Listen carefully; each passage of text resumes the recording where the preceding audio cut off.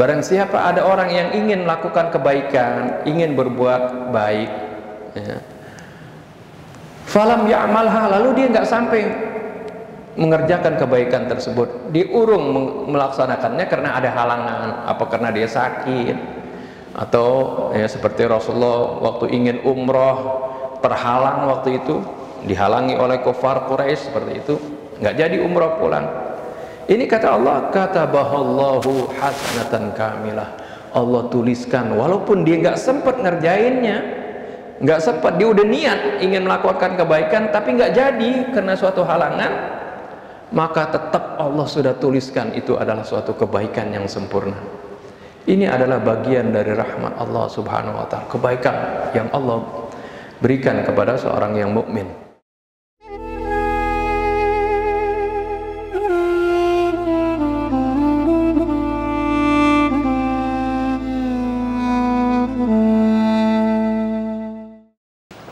Assalamualaikum warahmatullahi wabarakatuh. Bismillahirrahmanirrahim. Alhamdulillahilladzi hadana lihadza wa ma kunna linahtadiya laula an hadana Allah. Wassalatu wassalamu ala sayyidina Muhammad ibn Abdullah wa ala alihi wa sahbihi wa man jahada fi sabilihi wa wala. Amma ba'du, para hadirin dan hadirat jamaah Masjid Al-Mahdi yang dimuliakan Allah subhanahu wa ta'ala. Alhamdulillah wa syukurillah, kita panjatkan puji syukur kita kehadirat Allah subhanahu wa ta'ala atas segala karunia-Nya, rahmat-Nya, taufik serta hidayahnya yang tercurah kepada kita, terutama sekali nikmatul iman wal Islam, dan nikmat bagaimana kita masih diberikan kemudahan di dalam menjalankan perintah-perintah Allah subhanahu wa ta'ala, dan juga nikmat tentunya bagaimana kita masih diberikan kesempatan untuk dapat mengalami bulan Ramadan di tahun ini, bulan yang penuh keberkahan, bulan yang penuh rahmat dari Allah subhanahu wa ta'ala dan maghfirah darinya.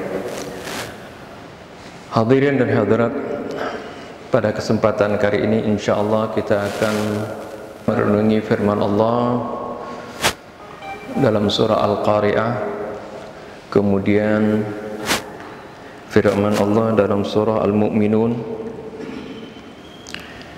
Ini Al-Qari'ah ayat tentunya dari ayat 1 sampai 11. Kemudian insyaallah kita baca juga surah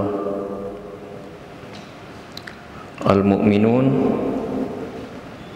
dari ayat 101 sampai 104 insyaallah, dan ayat-ayat yang lain yang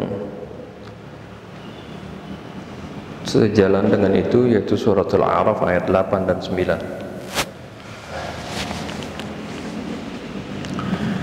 Sebagaimana biasa, mari kita awali renungan kita ini dengan membaca Ummul Kitab suratul Fatihah. Semoga dengan bacaan Ummul Kitab suratul Fatihah Allah subhanahu wa ta'ala membukakan hati-hati kita di dalam memahami firman-firman-Nya, membersihkan hati kita dari segala kotoran penyakit hati, yaitu dari syirik, kibir, hasud, riya, ghurur, su'udzon, dan berbagai penyakit hati lainnya. Dan semoga Allah subhanahu wa ta'ala memaafkan segala kesalahan dan dosa kita, juga kesalahan dan dosa kedua orang tua kita, para guru kita, orang-orang yang telah berjasa kepada kita, juga wabil khusus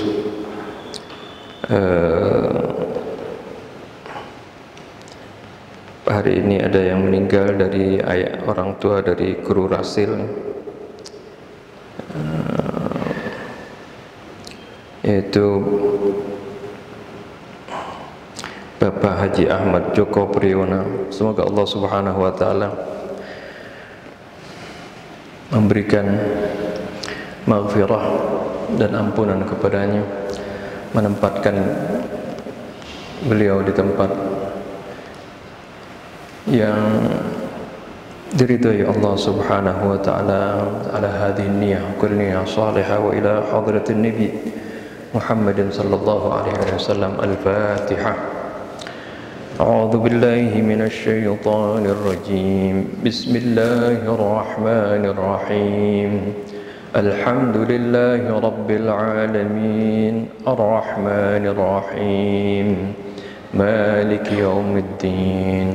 Iyyaka na'budu wa iyyaka nasta'in. Ihdinas siratal mustaqim.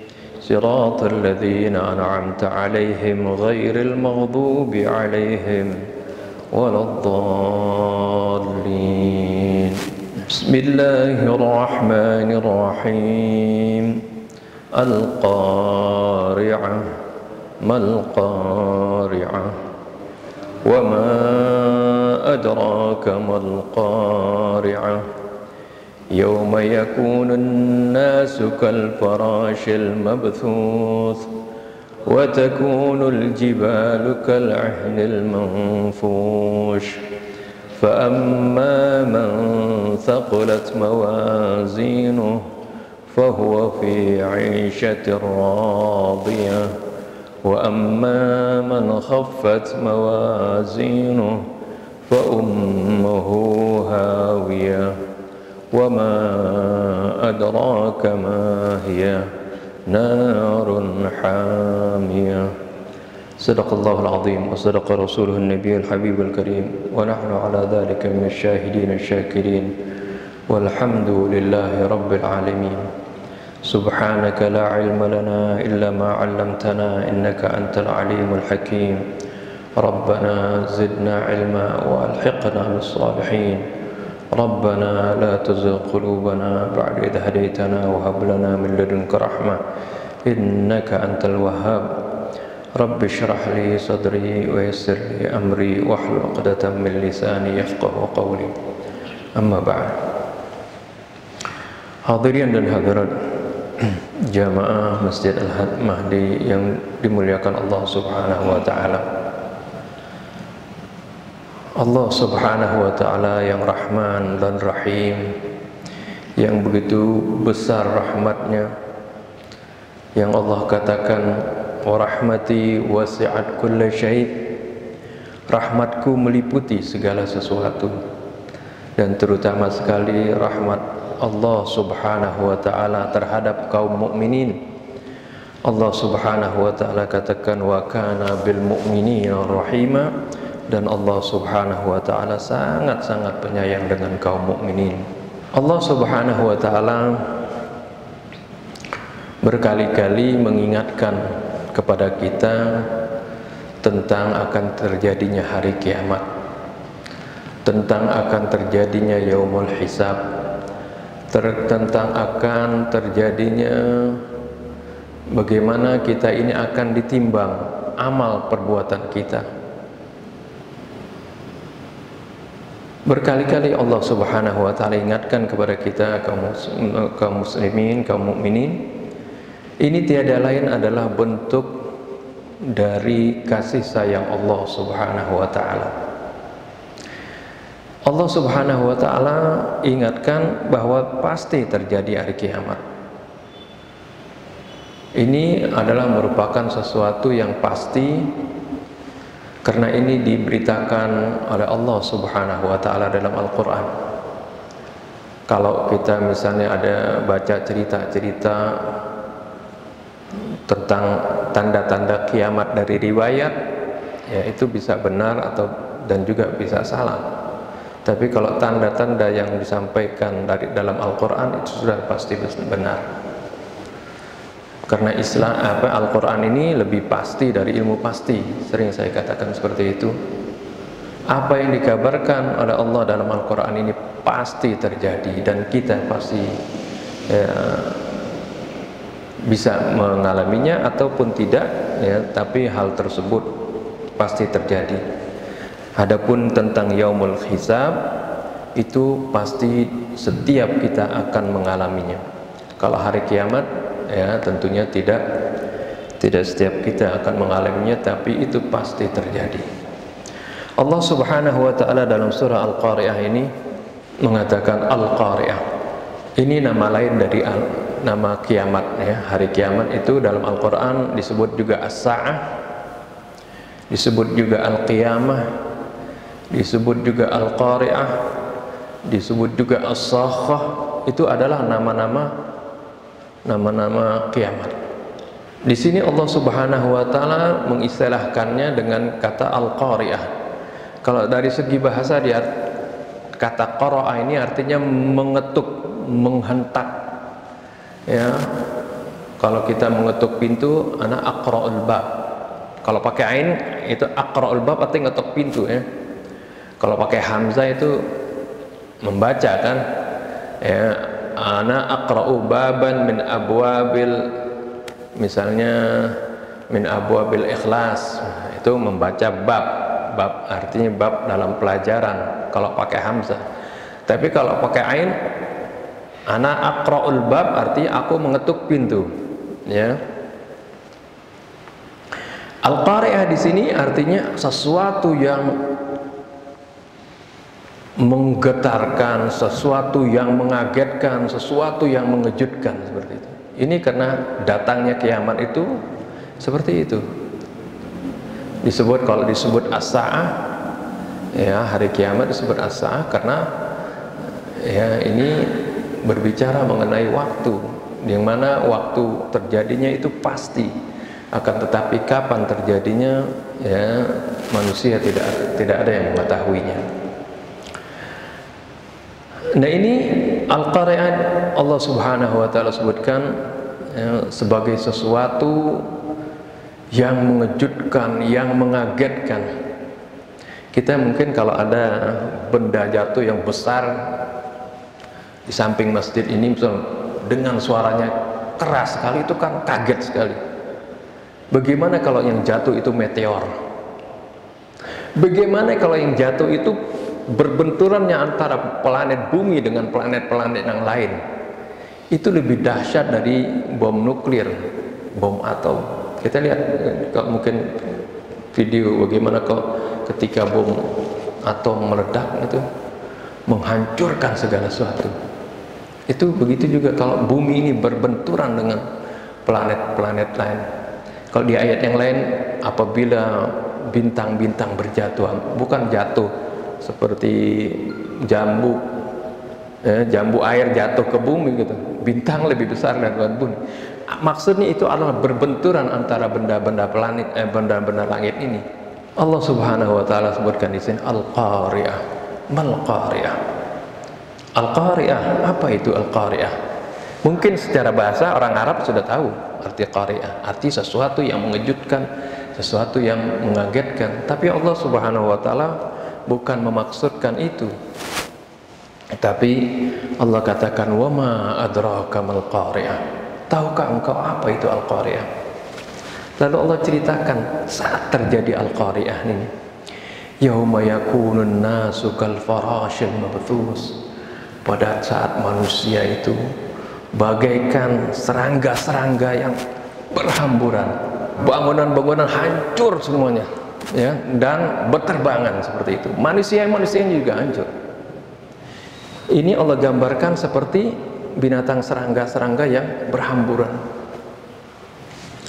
Wa takunul jibalu kal ihnil manfush, dan gunung pada saat itu yang kita lihat kokoh sebagai pasak-pasak bumi. Wa takunul jibalu kal ihnil manfush, gunung-gunung pada saat itu bagaikan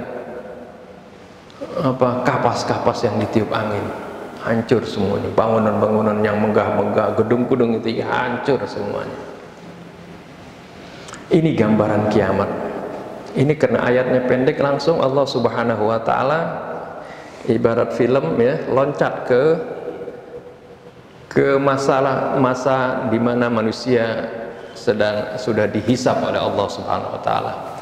Sebenarnya kalau kita rangkum tentang peristiwa hari kiamat dan peristiwa-peristiwa yang terjadi setelah itu, harusnya kita baca ayat-ayat yang lain ya. Setelah hancurnya alam semesta ini, tentunya Allah Subhanahu wa taala akan ciptakan lagi alam yang baru. Yauma tubaddalul ardu ghairal ardi was samawat.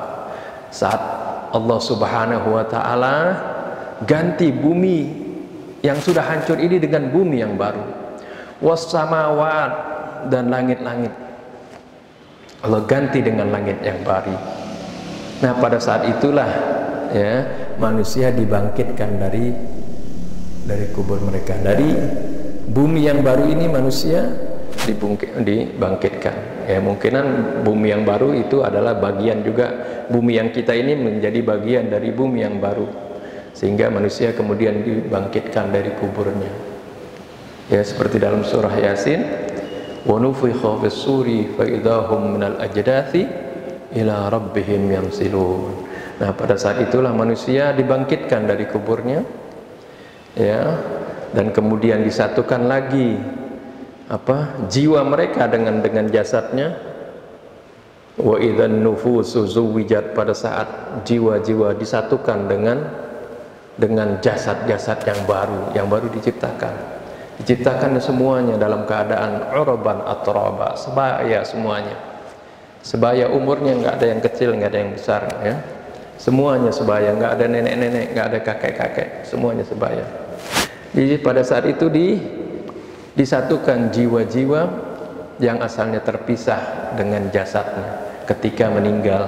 Ketika orang meninggal, jasad dengan jiwa terpisah, ya kan? Jasad dikubur bisa hancur, tapi jiwa tidak. Jauh, jiwa berada di alam barzakh, ya, alam penantian sebelum hari kiamat. Nah, jiwa ini nanti ketika dibangkitkan setelah hancurnya alam semesta dan dibangkitkan, diciptakan lagi bumi yang baru, jasad kemudian dihidupkan dan disatukan dengan jiwa. Nah, pada saat itulah seperti orang bangun tidur. Ya, sama ketika kita tidur bermimpi, itu jiwa kita ditahan oleh Allah Subhanahu wa taala. Ketika bangun dikembalikan lagi ke jasad. Ya, ruhnya ada masih, tapi jiwanya dipisahkan dari jasad. Ketika dikembalikan dan kita bangun, ya. Nah, itu juga yang dialami oleh manusia-manusia yang dibangkitkan oleh Allah dari kuburnya. Dan ketika jiwanya bersatu dengan jasadnya, mereka mengatakan, man ba'atsana, wa qalu man ba'atsana min marqadina, siapa yang membangunkan kita dari tidur kita, maksudnya dari kuburnya. Jadi memang Allah berkali-kali dalam surah Az-Zumar maupun surah Al-An'am menggambarkan bagaimana kematian itu seperti tidur, seperti orang tidur, ya. Dan tentunya tidur juga, ya, ada orang tidurnya enak, mimpinya enak, ada yang juga tidurnya susah, ya. Mimpinya dia sampai ngos-ngosan seperti itu, misalnya seperti diuber-uber orang atau dipukulin orang, bisa seperti itu. Begitu juga orang ketika, ya, di alam barzakh seperti itu, dia bisa merasakan kenikmatan surga yang disebut raudhatun min riyadil jannah. Dia bisa juga merasakan pedihnya adab neraka yang disebut hafratun min hufarin nar, karena rasa ketakutannya seperti itu. Nah, ini tapi dalam surah Al-Qari'ah ini Allah ceritakan penggalan dari peristiwa kiamat, kemudian langsung beralih ke yaumul hisab, pada saat manusia dihisab, diperhitungkan setiap manusia, ya, amal perbuatannya. Allah katakan, fa amma man thaqulat mawazinuh, adapun orang yang berat amal kebaikannya. Thaqulat di sini enggak disebutkan hasanatnya, tapi itu muqaddar di sini, ya.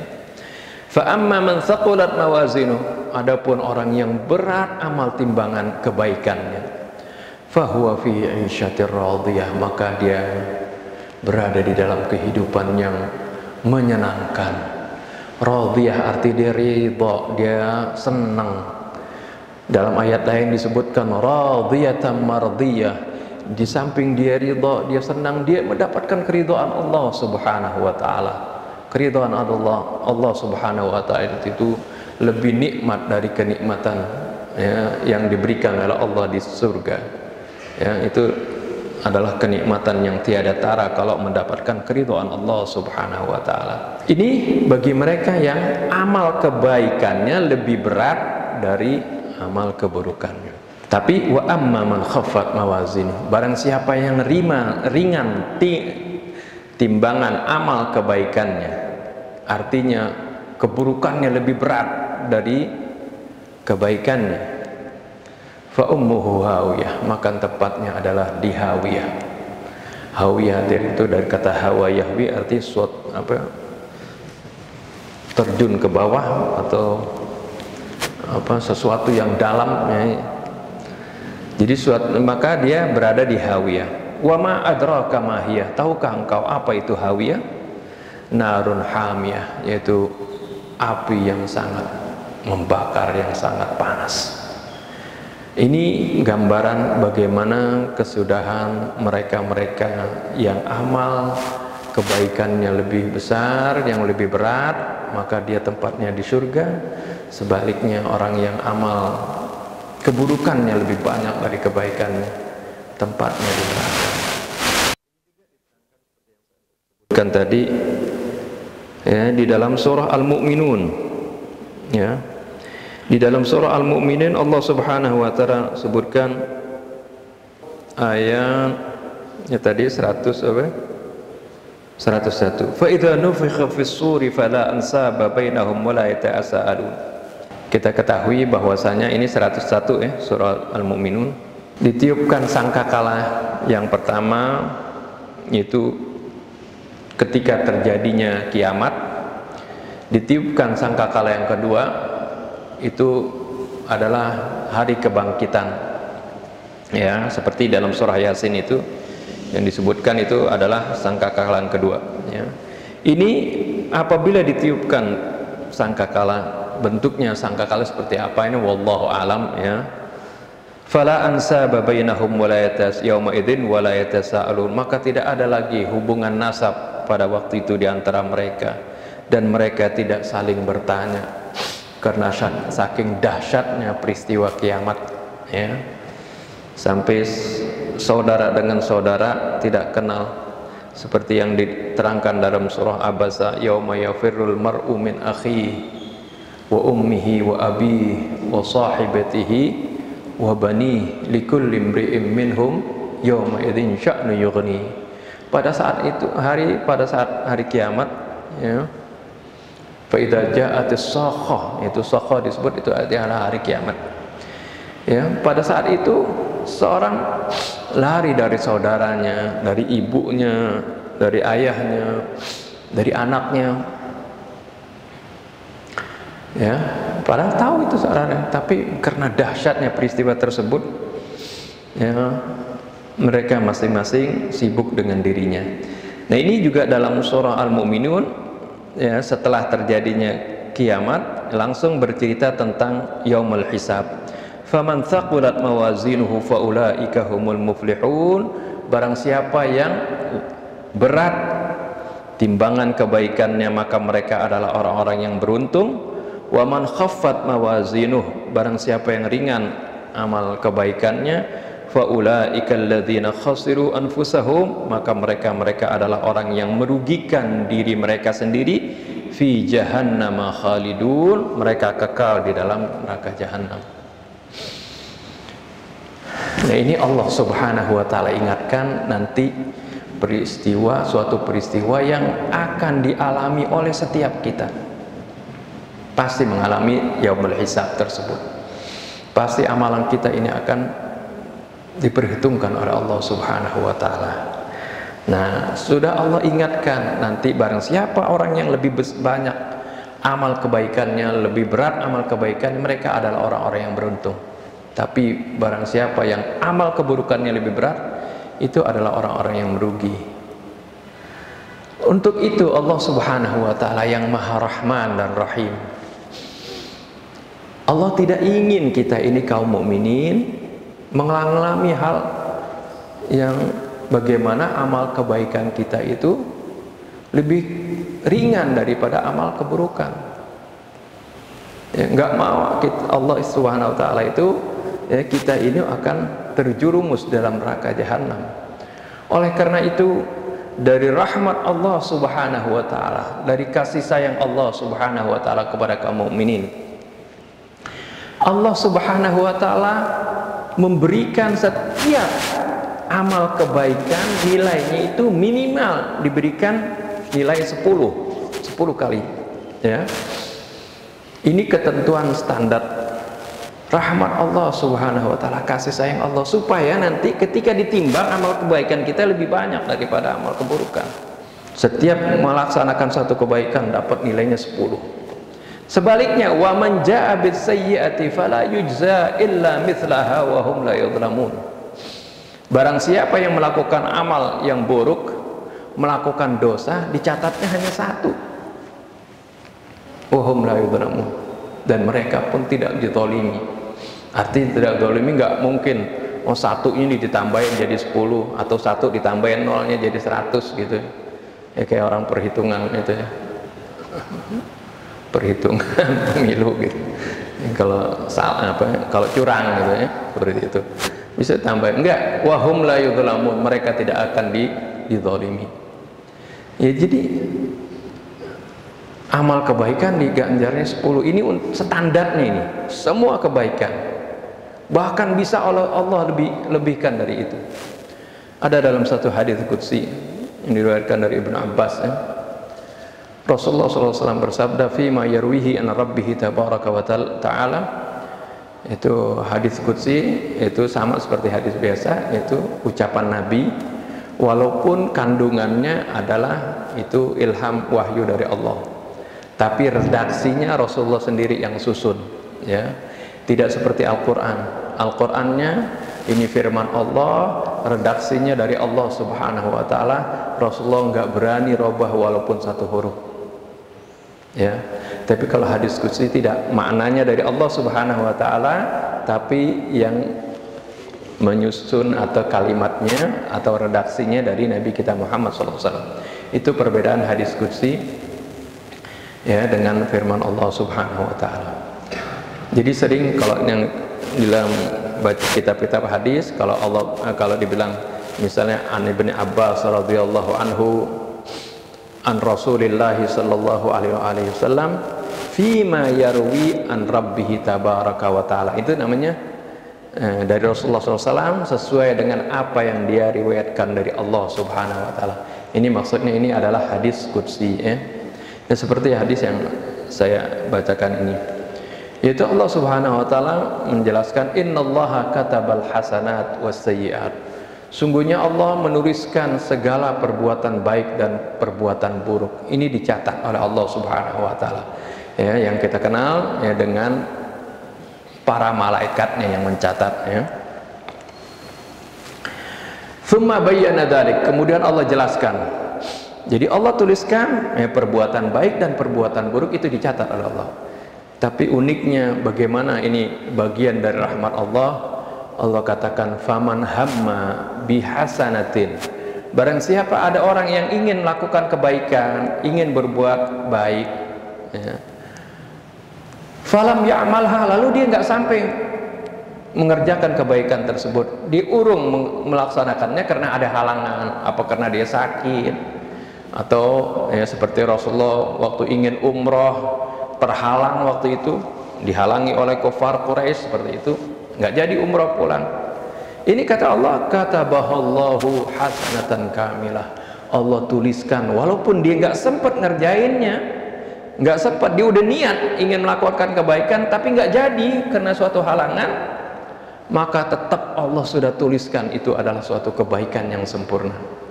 Ini adalah bagian dari rahmat Allah Subhanahu wa ta'ala, kebaikan yang Allah berikan kepada seorang yang mukmin. Sebaliknya, faman ya'malha, ya, faman hamma bihasanatin fa'amilaha, barang siapa yang ingin melakukan kebaikan kemudian dia sampai dikerjakan kebaikan tersebut sampai tuntas, falahu asyru hasanatin, dia mendapatkan 10 kebaikan, ila sab'i mi'ati dha'fin, sampai ini 10 yang standar minimal, sampai dilipat gandakan sampai 700 kali lipat ganda, ila adhafin katsira, menjadi berlipat ganda yang lainnya. Nah ini kan artinya bagian dari rahmat Allah Subhanahu wa taala. Kemudian Allah Subhanahu wa taala sebaliknya mengatakan, wa man hamma bisayyi'atin, barang siapa yang ingin melakukan perbuatan yang buruk, falam ya'malha, kemudian dia urung mengerjakannya, arti dia nggak kerjakan itu perbuatan buruk, dia nggak jadilah ada, karena dia malu, karena dia takut kepada Allah Subhanahu wa taala.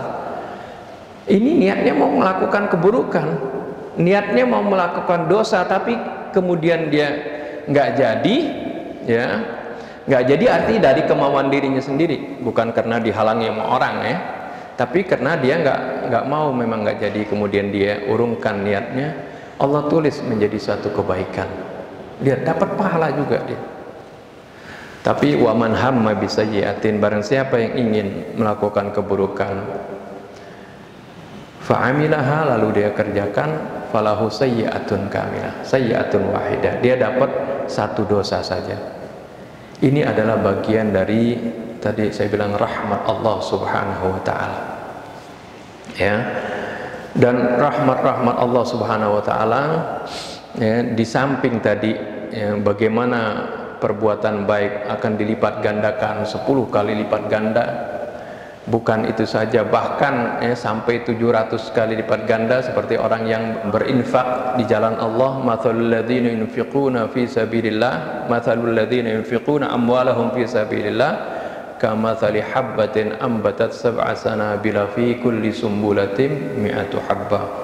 Perumpamaan orang-orang yang menginfakkan hartanya di jalan Allah seperti ya, satu butir benih yang akan menumbuhkan 7 tangkai, dan setiap tangkai menghasilkan 100 butir benih, maka berarti satu kebaikan dibalas menjadi 700 kali lipat ganda. Ini tergantung dari bagaimana kebaikan amalnya tadi. Ya, Allah Subhanahu wa taala menghitung dari berbagai aspek, ya, dari berbagai segi, sehingga Allah berikan nilai di setiap kebaikan yang dilakukan oleh manusia. Selain daripada nilai kebaikan itu sendiri yang Allah lipat gandakan, sampai ada yang 700 kali lipat ganda, bahkan sampai ada yang tidak ada batasnya, Allah pun ya melipat gandakan amal kebaikan karena misalnya dilakukan di tempat tertentu atau di waktu tertentu. Di tempat tertentu seperti misalnya dilakukan di Masjidil Haram misalnya, ya, Rasulullah kan katakan, barang siapa sholat di Masjidil Haram dia mendapatkan pahala sama seperti dia sholat di masjid lain 100.000 kali. Kemudian kalau sholat di Masjid Nabawi, barang siapa yang sholat di masjidku ini, dia sama seperti orang sholat di masjid yang lain 10.000 kali. Ini adalah ya, bagian dari kemurahan Allah. Kok bisa begitu? Ya, Allah Subhanahu wa taala Maha Rahman dan Rahim, Allah Maha Kaya, ya. Dan ada juga Allah lipat gandakan karena ya waktu tertentu, seperti di Ashhurul Hurum, bulan-bulan yang mulia, ya, bulan-bulan Dzulqa'dah, Dzulhijjah, Muharram dan Rajab, itu juga Allah lipat gandakan kebaikan. Dan yang lebih utamanya lagi yaitu di bulan Ramadan, Allah Subhanahu wa taala akan lipat gandakan lagi setiap ya, amal kebaikan kita. Dalam satu hadis, ya, hadis yang khutbahnya Rasulullah SAW di akhir Sya'ban, ya, barang siapa yang melakukan suatu amalan sunnah, maka Allah berikan ganjaran seperti dia melakukan amalan yang wajib di lain bulan Ramadan. Barang siapa yang melakukan amalan yang wajib, sama seperti dia melakukan 70 kali amalan yang wajib di bulan Ramadan. Ini nilainya dikalikan lagi 70 kali lipat. Di samping nilai standarnya setiap kebaikan diberikan ganjaran 10, kan seperti itu. Ya. Begitu juga misalnya nilai kebaikan ketika orang membaca Al-Quran, ya, berinfak dan seterusnya, yang memang sudah nilainya tinggi, kemudian akan mendapatkan dilipat gandakan lagi oleh Allah Subhanahu wa taala, ya, karena ini bertepatan dengan momen atau waktu yang mulia. Ini adalah bagian dari rahmat Allah. Tujuannya tadi itu agar supaya ketika nanti kita ini berada di yaumil hisab, ditimbang amal perbuatan kita, ya, amal kebaikan lebih berat dari amal keburukan. Kalau dilihat dari rahmat Allah, karunia Allah yang begitu besar ini, kayaknya nggak ada orang yang beriman itu amal kebaikannya dikit nanti ya. Pasti amalnya banyak kan, karena dilipat gandakan. Nah, jika ada orang nanti ya, amal kebaikannya ternyata kalah dari amal keburukannya, udah keterlaluan banget. Sayyidina Ali ya alaihissalam mengatakan, sungguh sangat merugi, sungguh sangat keterlaluan, sungguh sangat kurang ajar orang yang satuannya bisa mengalahkan puluhannya. Maksudnya apa? Maksudnya satuannya bisa mengalahkan puluhannya, kan amal keburukan dihitungnya 1, amal kebaikan kan nilainya minimal 10. Kok ketika nanti ditimbang ternyata amal satuannya lebih banyak daripada amal puluhannya? Kan ini keterlaluan sekali, berarti dosanya begitu banyak ya, keterlaluan sekali orang seperti ini.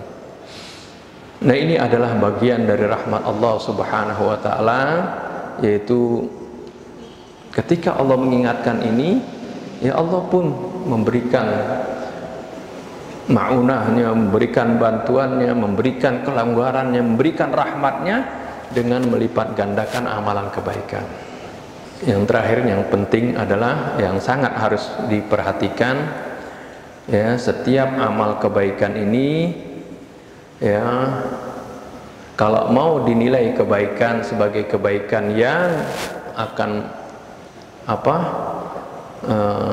memiliki nilai ketika ditimbang nanti, ada 2 syarat ya. Syaratnya adalah apa?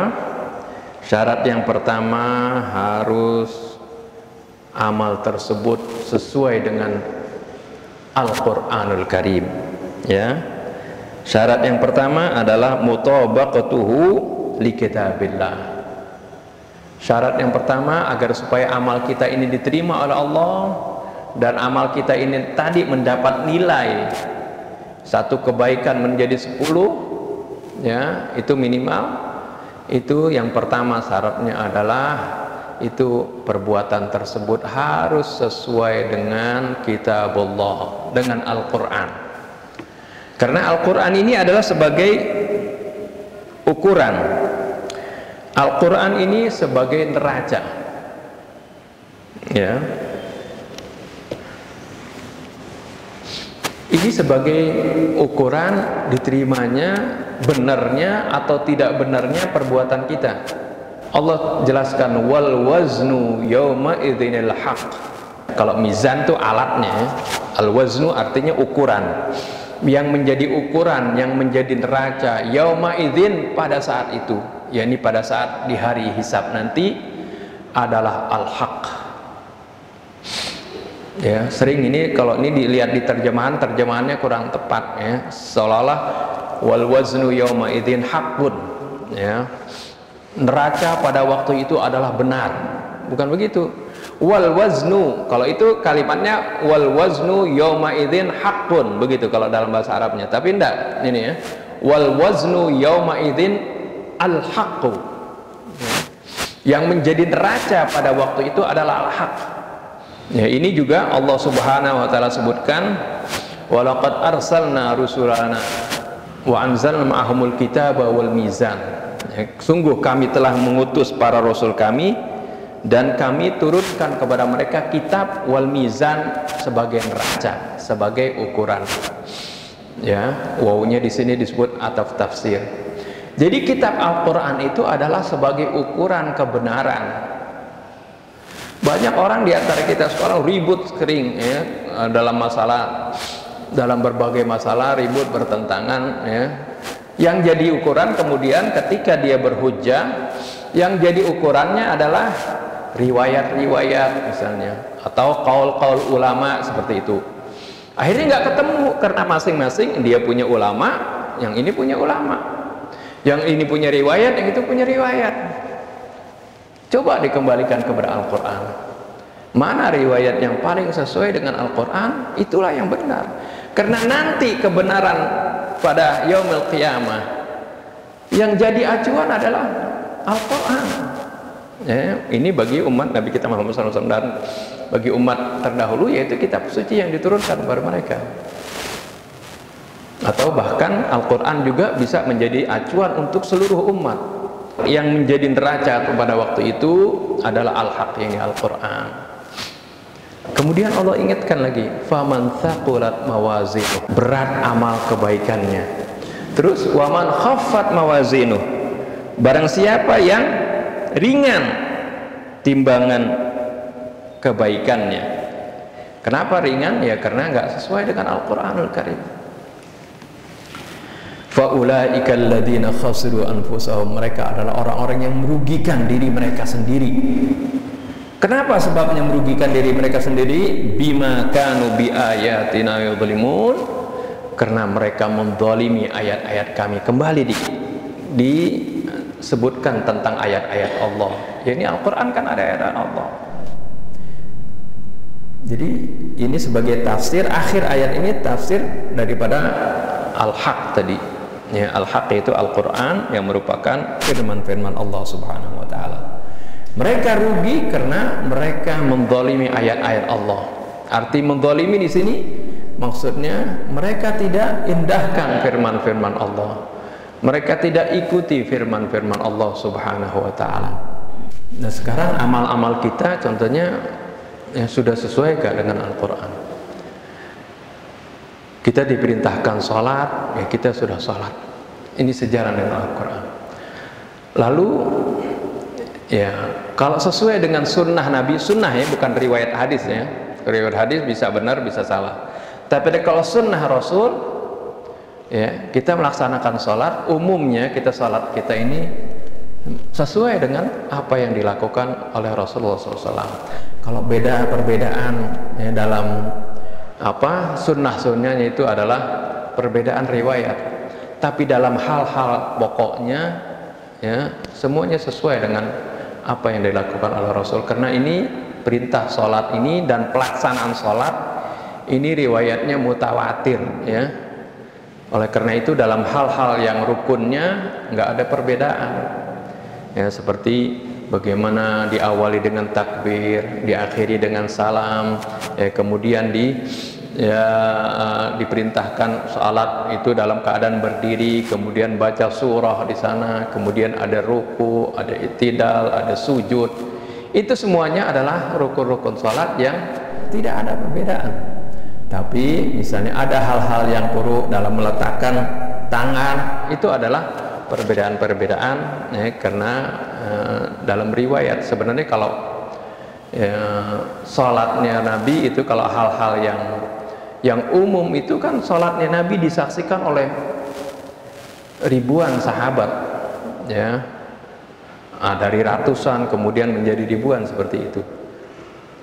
Kalau hal-hal ada riwayat misalnya ada satu riwayat yang beda misalnya, itu kan riwayat satu, sedangkan ini nggak bisa mengalahkan apa yang menjadi mutawatir ya, yang dilihat oleh banyak sahabat. Begitu juga cara haji Rasulullah SAW seperti apa ya, itu juga dicontohkan ya oleh Rasulullah SAW. Sehingga dalam salat Rasulullah bilang shallu kama ra'aitumuni usolli, kalau dalam haji wa khudhu anni manasikakum ya, ambillah dariku manasik haji kalian. Nah ini ya arti insya Allah ini sesuai dengan Al-Quran dan juga sesuai dengan sunnah Nabi kita Muhammad SAW. Yang saya sebut kita, jadi tadi ketika kita bilang mutabaqatuhu lil Quran, amal kita ini harus sesuai dengan Al-Quran, sudah pasti juga harus sesuai dengan sunnah Nabi. Kalau sunnah Nabi jangan dikacaukan dengan riwayat ya, hadis ya. Sunnah Nabi adalah sesuatu yang dipraktekkan oleh Nabi yang sesuai dengan Al-Quran. Al-Quran adalah merupakan konsepnya, ya, Nabi adalah merupakan prakteknya, ya, seperti itu. Ada nggak yang misalnya yang nggak sesuai? Ya bisa saja ada yang nggak sesuai. Misalnya saya kasih contoh seperti ini. Allah Subhanahu wa Ta'ala memerintahkan agar supaya kita ini berinfak dengan apa saja yang kita hasilkan. Allah Subhanahu wa Ta'ala berfirman, ya ayyuhalladzina amanu anfiqu min thayyibati ma kasabtum wa mimma akhrajna lakum. Ya.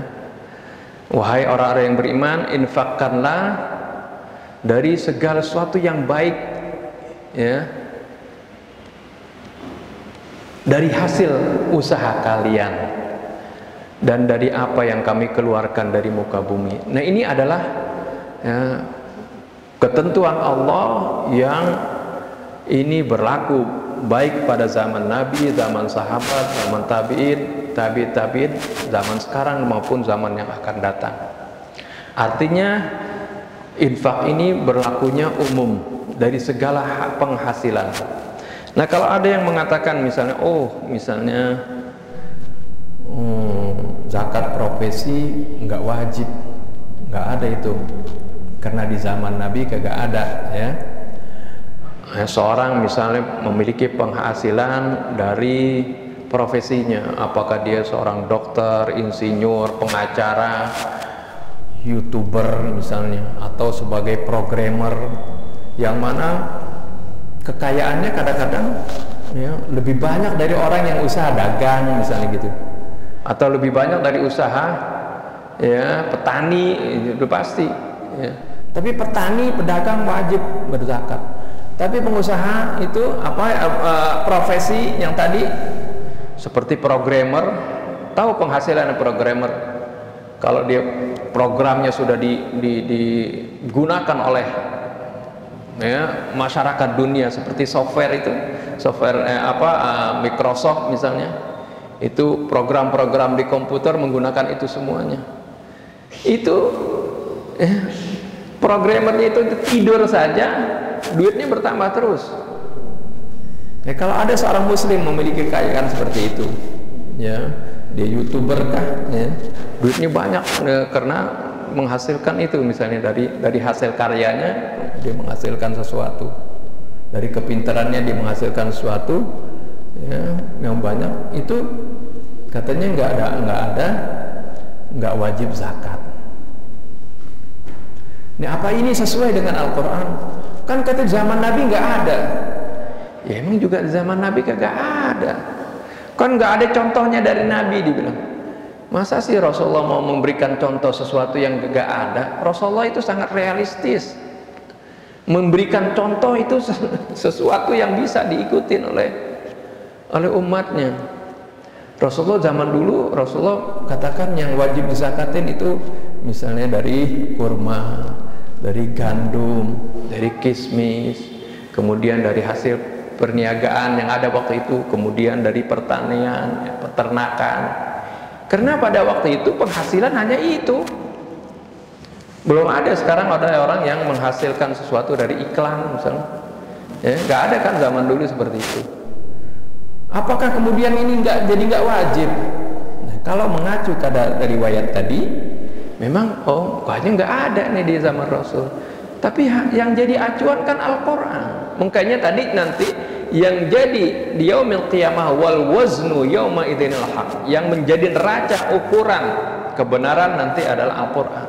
Karena Al-Quran itu firman-firman Allah itu dia akan berlaku di zaman Nabi, ya, zaman sahabat, zaman tabi'in, zaman sekarang maupun zaman yang akan datang. Kata Allah, ma farratna fil kitabi min syai'. Tidak ada sesuatu pun yang kami luputkan dalam Al-Quran. Ya. Nah, ini hal-hal seperti ini, ya, kan tadi disebutkan. Apakah penghasilan tadi profesi ada? Itu wajib zakat, wajib. Mana dasarnya? Itu tadi firman Allah. Anfiqu min thayyibati ma kasabtum. Infakkanlah dari segala sesuatu yang baik yang kalian usahakan. Profesi adalah hasil usaha. Nah, seperti itu. Nah, itu masuk dalam sini. Ini adalah contoh bagaimana amal kita mengikuti Al-Quran tadi. Selain itu masih banyak lagi contoh lain. Kita ambil syarat yang kedua. Syarat yang kedua, bagaimana amalan kita akan diterima oleh Allah Subhanahu wa taala, yaitu harus ikhlas karena Allah Subhanahu wa taala. Ya, harus hanya khalisan liwajhillahil karim. Hanya harus ikhlas karena Allah. Allah Subhanahu wa taala berfirman, ya, dalam Al-Quran, wa ma umiru, dalam surah Al-Bayyinah, ya, wa ma umiru illa liya'budullaha mukhlishina lahuddin. Tidaklah mereka diperintahkan melainkan untuk menyembah Allah, mengabdi kepada Allah dengan mengikhlaskan pengabdian hanya untuk Allah Subhanahu wa taala. Mukhlishina lahuddin, mengikhlaskan pengabdian kepada Allah Subhanahu wa taala. Jadi hanya karena Allah, hanya untuk Allah Subhanahu wa taala. Jadi kalau amal kita tidak ikhlas, walaupun banyak, kelihatannya banyak tadi, ya, oh banyak sekali pahalanya, dia berinfak misalnya, tapi dia berinfaknya karena ingin disanjung, ingin pujian, apalagi dia infak untuk mendapatkan suara nanti, ya, mendapatkan suara itu, di pileg misalnya, ya. Maka, ya, dia tidak akan mendapatkan pahala dari Allah, karena amal yang akan diterima oleh Allah Subhanahu wa taala itu hanya amal yang ikhlas karena Allah. Dalam satu riwayat hadis, Allah Subhanahu wa taala berfirman, ya, ini juga hadis qudsi, ya, ana aghniya wa anisyirk, aku adalah yang paling tidak butuh kepada persekutuan. Idza amila abdi amalan wa asyraka fihi ghairi taraktuhu li ghairi. Apabila ada seorang hamba beramal lalu amalnya itu dia sekutukan dengan orang lain, maka aku akan tinggalkan dia untuk orang itu. Jadi Allah Subhanahu wa taala tidak akan memberikan pahala. Jadi nilai kebaikan tadi nol. Jadinya kalau bukan karena Allah Subhanahu wa taala. Ini Allah Subhanahu wa taala firmankan dalam surah Al-Baqarah 268, ya. Ini bagaimana orang yang menginfak di jalan Allah, kemudian, ya, infaknya ini tidak diikuti dengan gangguan, mengharapkan sesuatu, ya, maka dia akan mendapatkan ganjaran dari Allah Subhanahu wa taala, dan mereka tidak akan merasa takut dan tidak merasa sedih. Ini dalam surah Al-Baqarah 262. Tapi kalau orang yang menginfakkan hartanya bukan karena Allah, maka infaknya ini akan sia-sia, ya, maka tidak ada nilainya. Ketika ditimbang nol, itu tidak ada, sama sekali tidak ada kebaikan di sana, ya. Nah, ini saja mungkin yang dapat saya sampaikan. Di sini ada Ustaz Abu Bakar Al-Habsyi, insyaallah nanti yang akan melanjutkan. Jadi ini adalah bagian dari rahmat Allah. Oleh karena itu, ya, gunakan kesempatan sebaik-baiknya di dalam, ya, kita berbekal untuk hari akhirat, dan juga hendaklah amal kita itu kita benar-benar yang pertama sesuai dengan kitabullah Al-Quranul Karim dan sunnahnya Nabi kita Muhammad SAW, dan yang kedua hanya ditujukan karena Allah semata, ya, bukan karena tujuan-tujuan yang lain. Ini saja yang dapat saya sampaikan. Lebih kurang saya mohon maaf. Billahi taufiq. Assalamualaikum warahmatullahi wabarakatuh.